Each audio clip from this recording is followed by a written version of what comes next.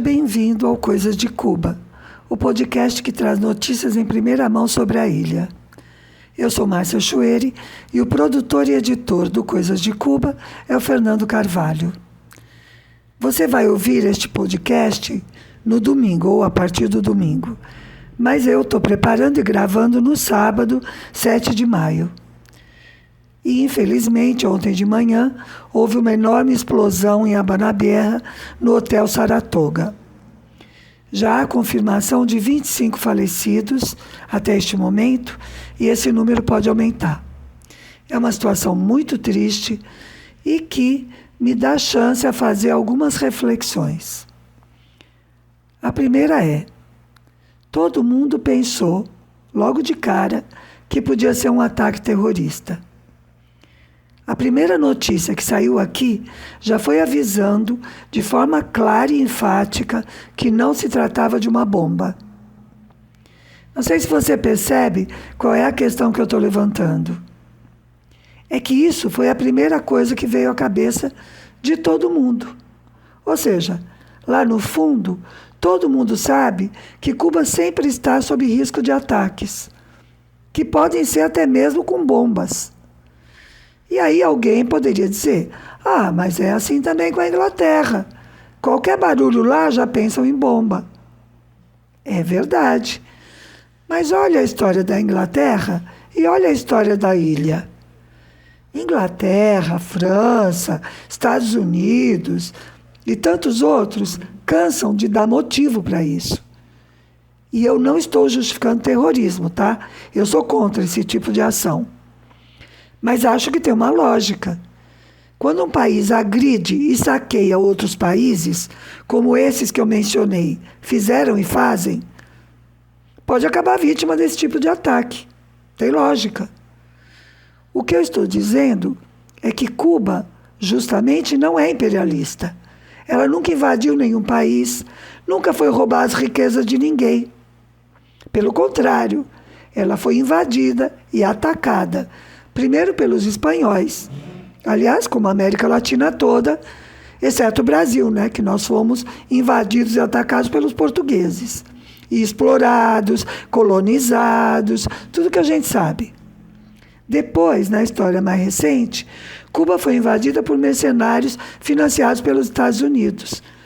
E o fato de que eles tenham sido rechaçados e vencidos em menos de 72 horas, na primeira derrota dos Estados Unidos em território americano, não tira a importância de ser uma invasão. Cuba foi invadida lá por Playa Girón, né? Pela Baía dos Porcos. Além disso, Cuba tem uma base estrangeira instalada ilegalmente em seu território, que os donos da base simplesmente se recusam a desativar. Por muito que o governo cubano diga que não aceita, que não quer, os norte-americanos não saem de Guantánamo. Então, Cuba é sempre a agredida e não a agressora. Daqui não sai nenhum soldado para atacar ninguém. Sai médico, enfermeiro, professor, engenheiro, para trabalhar, para ajudar em outros países. Mas daí ocorre uma explosão em Havana e a gente logo pensa em terrorismo. É isso. Mesmo que de forma inconsciente, a gente sabe quem são os terroristas, né? São os mesmos que colocam bases militares nos países dos outros, desrespeitando totalmente o direito dos povos a seu território. Daí veio o argumento de que foi assinado um acordo para essa potência estrangeira colocar a base ali. Ah, tá. Mas olha quem assinou. Quase sempre, pela parte invadida, quem assina é um governo sustentado por essa mesma potência. São governos impostos por golpes de Estado, como a gente cansa de ver. A outra lição que eu tiro do que aconteceu, não do acidente, mas das reações, é mais triste ainda. Não foi por bomba, mas os gusanos, os contra-revolucionários, insistiram em dizer que foi, e até celebraram. Por quê? Para quê? Porque essa hipótese fortalece a narrativa de que o povo está contra o governo. Olha só, é feio se alegrar com a desgraça alheia, mas se alegrar com uma desgraça sobre o teu próprio povo, nem tem nome, né? Eu fico indignada. Mas vamos ao que era originalmente o tema desta conversa. Na verdade, são dois. O 1º de maio e o evento Solidariedade 2022. Se você também está na lista de transmissão do canal pelo WhatsApp ou se acompanha a nossa página no Face e no Instagram, já deve ter visto algumas postagens sobre isso. O 1º de maio foi muito emocionante. Eu já tinha participado, mas eu ficava mais na periferia. Eu ia mais tarde e pegava a rabeira da marcha. Isso lá nos antigamente, né? Desta vez nós fomos cedinho. Ainda estava escuro, porque era a primeira experiência da Babi e a gente queria que fosse cumprindo assim todo o protocolo. Na verdade, o meu centro de trabalho saiu mais cedo ainda, mas eu dei uma de estrangeira, como se diz aqui, e fui por minha conta. A expressão essa que eu usei, quando alguém quer fazer as coisas fora das regras, ou quando diz ou finge que não está entendendo a situação, a expressão que se usa aqui é "no te hagas el extranjero", ou uma variante que eu gosto mais ainda, "no te hagas el soviético". E essa, claro, do tempo do Comecon, né? Do tempo da União Soviética. Bom, nós saímos cedinho, mochila de água e lanche, protetor solar, que o verão está chegando com tudo. E éramos 4 mulheres, a Dulce, a neta dela, a Babi e eu. E antes mesmo de sair de casa, a gente já estava escutando as pessoas pela rua, né? Porque, como eu já expliquei outras vezes, os cubanos são barulhentos. Então eles falam bem alto, riem, chamam de longe. E era assim, 5 da manhã e estavam aqui fazendo barulho. E também tinha muito movimento de ônibus, mas daqui a pouco eu explico isso. Nós moramos na rua 17, quase esquina com 12. Então a gente foi caminhando, nós subimos pela rua 12, é subir mesmo, a ladeira, até a rua Zapata, bordeamos o cemitério Colón, e já chegamos a Passeio, que é a artéria principal onde acontece a marcha. Já estava bem cheio quando nós chegamos, ainda estava escuro, o sol estava nascendo, mas já tinha muita gente. Então a gente teve de ir entrando aos poucos. E caímos atrás de um grupo que tinha uns pirulitos bem grandes. Não sei se você sabe o que é pirulito. É aquele cartaz pregado num pau, que a pessoa leva assim, segurando como se fosse uma bandeira. Eram muitos pirulitos, um ao lado do outro. Então a gente não conseguiu passar. Nós ficamos presas ali, bem ao lado da bateria de um CDR. CDR é o Comitê de Defesa da Revolução. Então, tem um por quadra.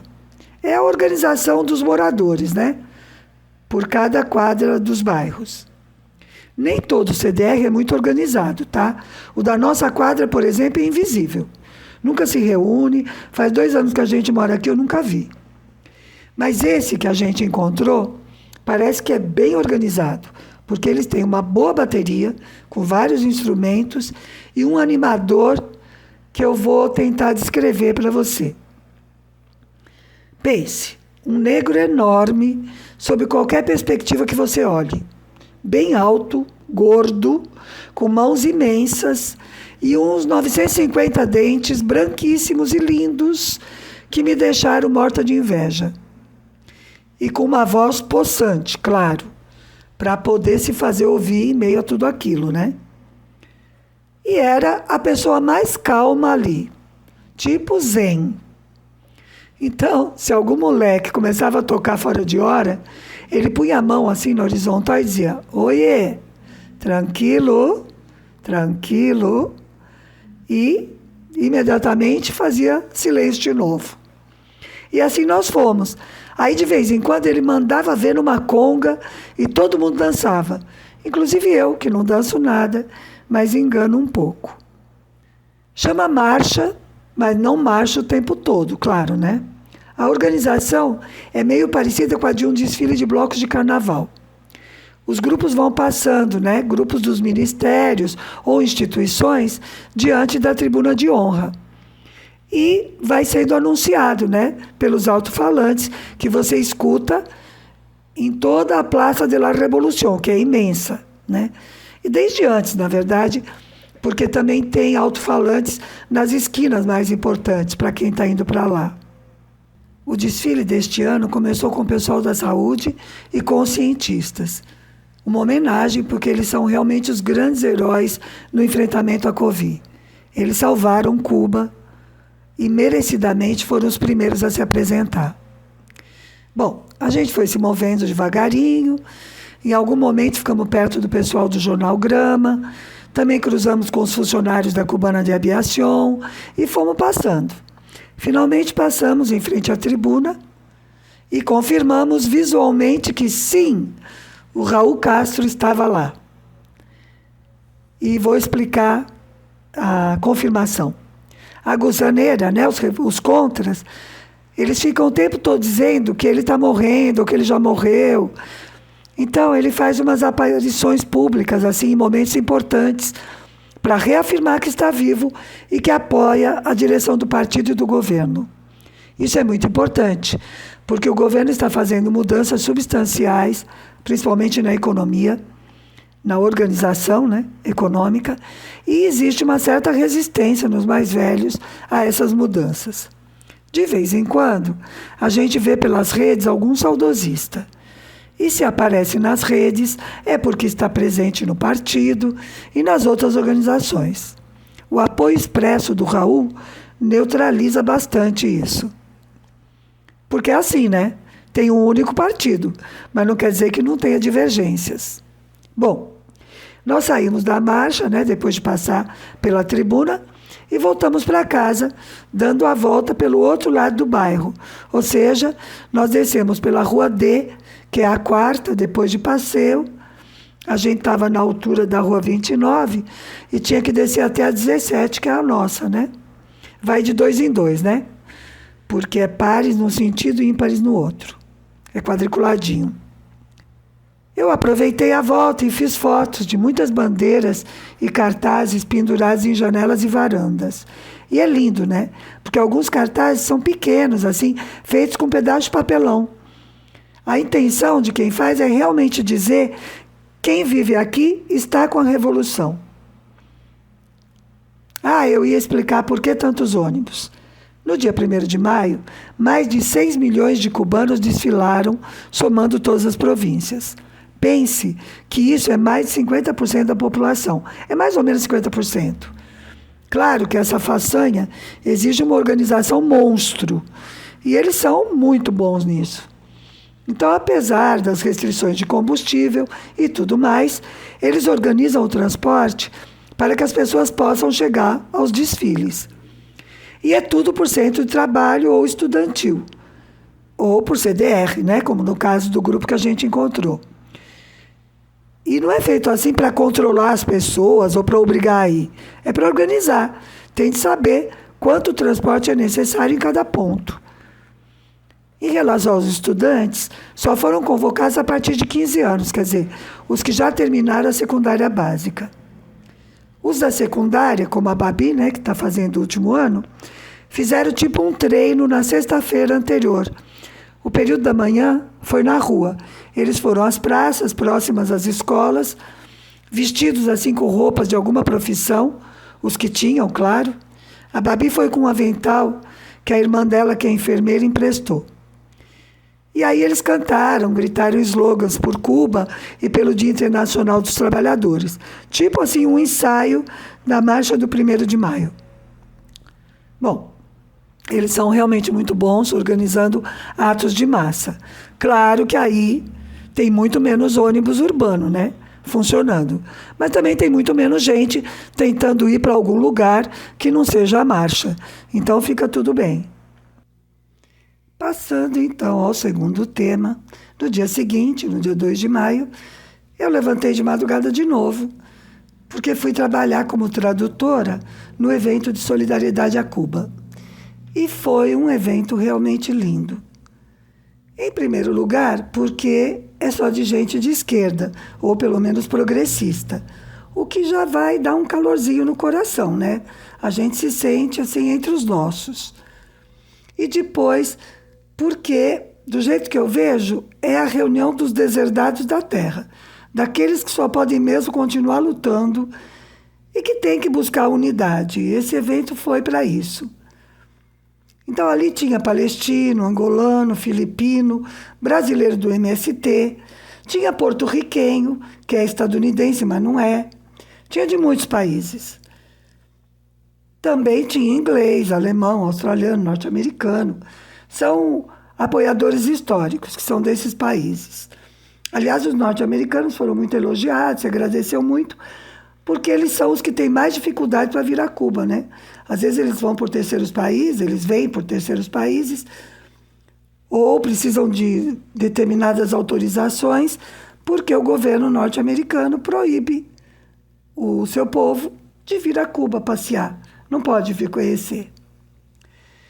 Entre esses apoiadores históricos estava o inglês Robert Miller, que recebeu uma condecoração do governo cubano por seus 40 anos de trabalho na Organização Britânica de Solidariedade a Cuba.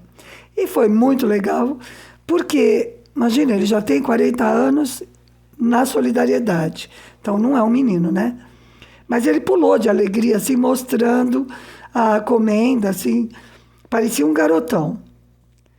Também estava Gay Walker, que é da Organização dos Pastores pela Paz, que é uma organização dos Estados Unidos antiga, que sempre visitam e trazem doações a Cuba. Ela é filha do fundador da instituição, que já faleceu, né?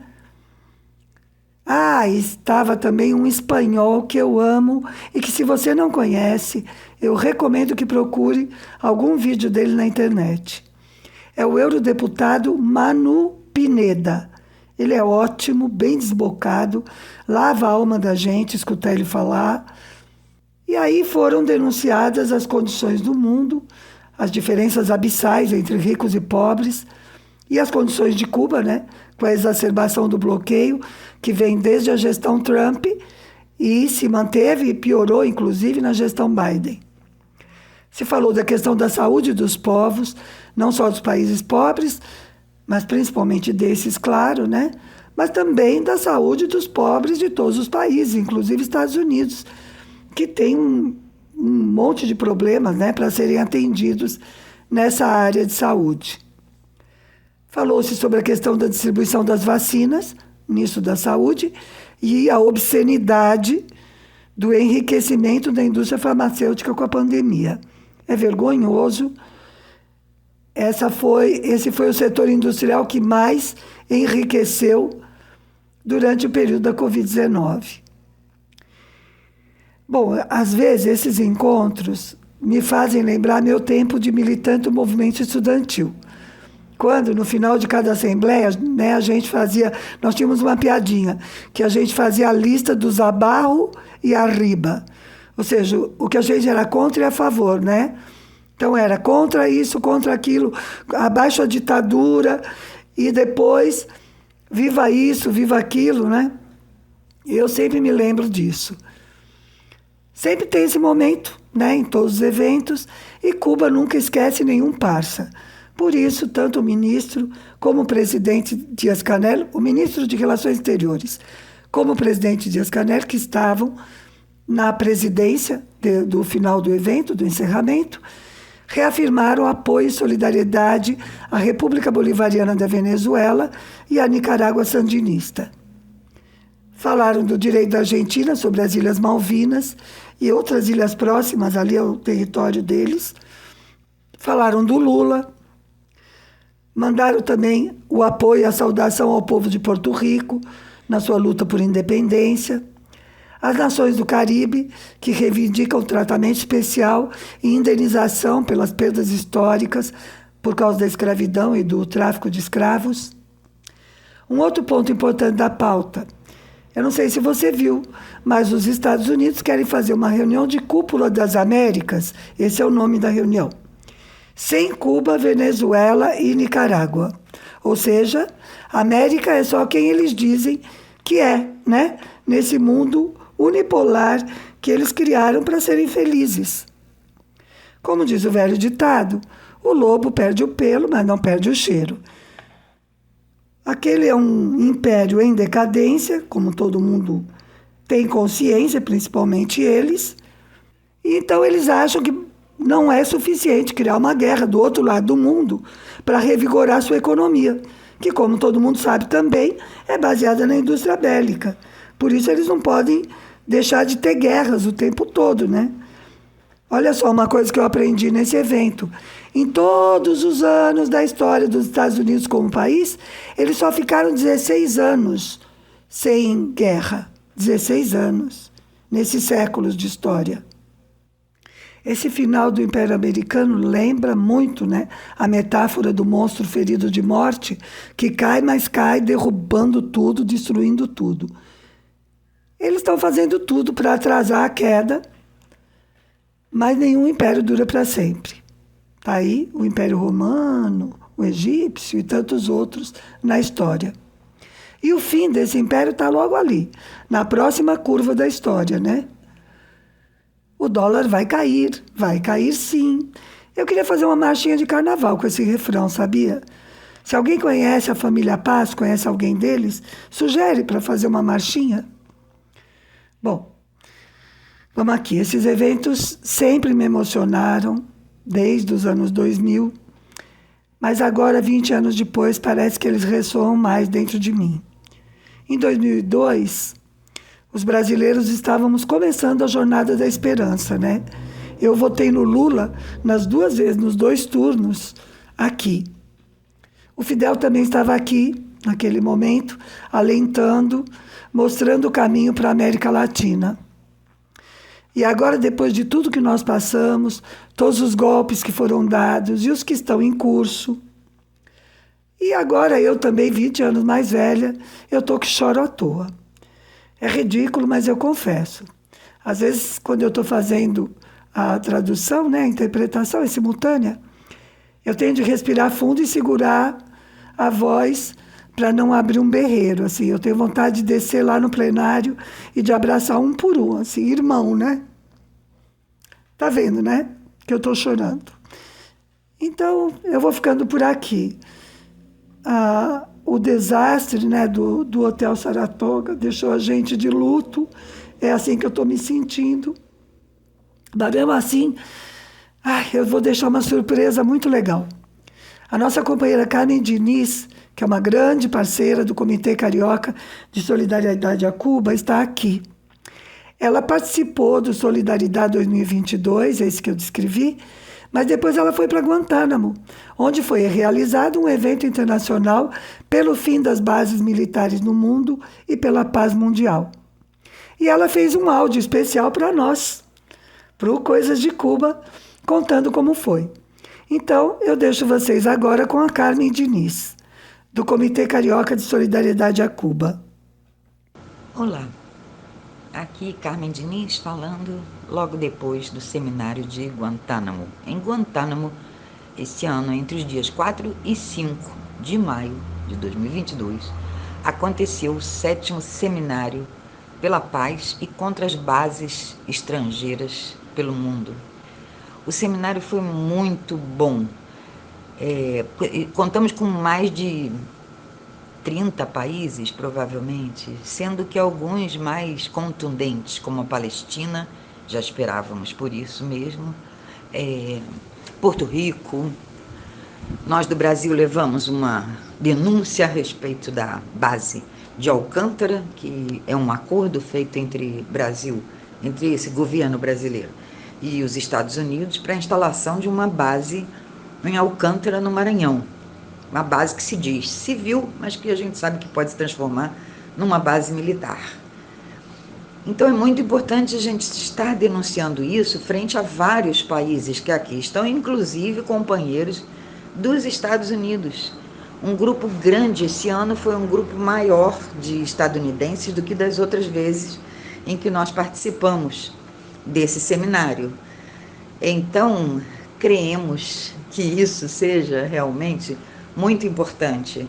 O companheiro da Venezuela, Carlos Ron, fez um discurso muito interessante, clamando também pelos estadunidenses para que se devolva essa base ilegalmente invadida pelos Estados Unidos, aqui em Cuba, em Guantánamo. Foi muito importante toda essa discussão.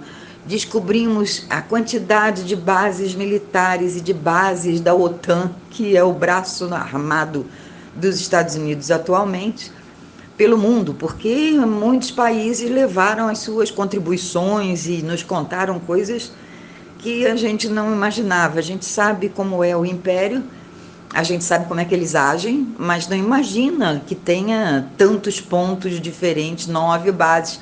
Só na Colômbia, por exemplo, o pessoal da Colômbia estava aqui também, nesse seminário. Então, assim, foi muito importante para que nós possamos fazer alguma coisa. Saiu uma declaração final, que depois a gente vai colocar aí, mandar para Coisas de Cuba, enfim, para que as pessoas saibam. O mais importante, como diz o Assange, o mais importante é a informação. A mentira é a pior arma, realmente. Bom, denunciamos a questão da base de Alcântara no Brasil, né, pelo lado brasileiro. Denunciamos também a prisão de Assange, de Julian Assange, porque essa campanha está indo de vento em popa, tem que ir, porque essa prisão do Assange é uma injustiça imensa e é uma ameaça e uma penalidade à liberdade de imprensa. Isso não é contra o Assange, isso é contra todos nós que queremos a informação dos estados, o que os governos fazem, para o bem e para o mal. Então, essa denúncia, essa conclamação que nós fizemos lá, por quê? A gente só soube, todos nós só soubemos o que acontecia na base militar de Guantánamo, não é, no território, né? Um pedaço do território que eles roubaram. A gente só soube tudo o que acontecia ali em Guantánamo, as torturas que faziam com os prisioneiros, a situação que eles se encontram até hoje. Diminuiu a quantidade, mas continua a falta de direitos humanos, né? A ameaça aos direitos humanos. Não é só a ameaça, né? O ataque aos direitos humanos que eles cobram de todo mundo. E a gente só soube do que acontecia ali dentro de Guantánamo pela plataforma Wikileaks, ou seja, pelo Julian Assange. E é por isso que Julian Assange está preso e está sendo ameaçado de ser extraditado para os Estados Unidos, onde ele vai pegar, então, uma pena de 175 anos de prisão, ou seja, prisão perpétua. A Inglaterra, que já foi o império do mundo também, né, um império onde o sol nunca se punha, agora serve de capacho dos Estados Unidos. Ele está preso em Belmarsh, em Londres, na Inglaterra, e está sendo ameaçado de ser extraditado. O que nós podemos fazer é o que nós podemos fazer sempre. É uma campanha, uma grande campanha. Os países da Europa estão fazendo, no Brasil estamos fazendo campanhas grandes, indo para a porta dos consulados norte-americanos e inglês também, para poder divulgar, denunciar e exigir que ele não seja extraditado. Teoricamente foi isso, tem muita coisa a mais que aconteceu nesse seminário, mas aos pouquinhos a gente vai falando, se for o caso, ou postando como documento. E aqui seguimos. Cuba vive e trabalha. Eu espero que você tenha gostado. Eu adorei. E para completar esse presente tão especial, eu vou deixar você com uma gravação bem antiga da música Cuba Ba. Cuba Vai. Essa versão não foi escolhida ao acaso. Aí estão Pablo Milanés, Noel Nicola e Silvio Rodrigues, bem jovens, juntos, cantando por Cuba. Sim, Cuba vai e vai com tudo. E a gente se encontra no próximo domingo com mais coisas de Cuba.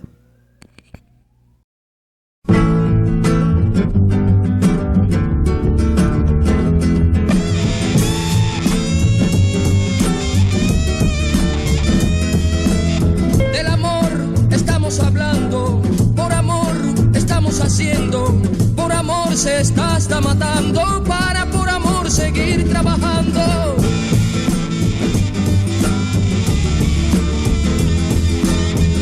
Que nadie interrumpa el rito, queremos amar en paz, para decir en un grito, Cuba va, Cuba va, Cuba va.